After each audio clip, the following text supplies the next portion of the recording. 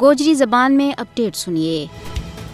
بھارتی غاصب حکومت کی یہ کوشش رہی ہے کہ وہ کشمیر میں اپنا مکروہ کرتوتا نہ چھپا کے سب اچھا کی رپورٹ دے کے دنیا کی اکھیاں ماں توڑ کھلتی رہے۔ بھارت خطہ میں پارلیمانی انتخابات کو ڈراموں رچا کے کشمیر کی سنگین صورتحال کا وارہ ماں دنیا نہ گمراہ کرنے کی کوشش کر رہی ہے۔ مودی حکومت آج بھی کشمیر پر اپنا اس جھوٹا بیانیہ نہ فروغ دینے واسطے سچائی اور حقائق نہ توڑ مروڑ کے پیش کرنے کی جودیاں ماں اڈی چوٹی کو زور لا رہی ہے۔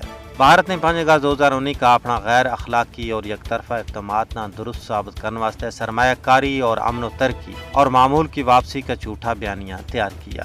ہندوستان کی یہ بھرپور کوشش ہے کہ وہ ایک ایسی تصویر پینٹ کرے جس میں لگے کہ کشمیر دنیا کو ایک پرامن خطہ ہے، لیکن حقیقت یہ ہے کہ اس سب کچھ معمول کے خلاف ہے۔ کشمیر کی زمینی صورتحال بھارت کی طرفوں رچائی گئی معمول کی واپسی کا بھارتی کھوکھلا دعویٰ کی نفی کرے۔ کشمیر میں امن و ترقی اور معمول کی واپسی کا بھارتی دعویٰ ایک مذاق بن کے رہ گیا ہے۔ دنیا ہون بھارتی مکاری اور عیاری پر یقین کرنے واسطے قطعاً تیار نہیں ہے۔ دنیا دیکھ رہی ہے کہ مقبوضہ ریاست جموں کشمیر میں روزانہ کی بنیاد پر چھاپا، تلاشی، قتل و غارت گری، گرفتاری، دوران حراست، ہلاکت، جعلی جھڑپ، املاک کی تباہی اور عزتوں کی پامالی آخر کون کر رہا ہے؟ کیا ایسی صورتحال میں کشمیر نہ ایک پرامن خطہ قرار دیتو جا سکے؟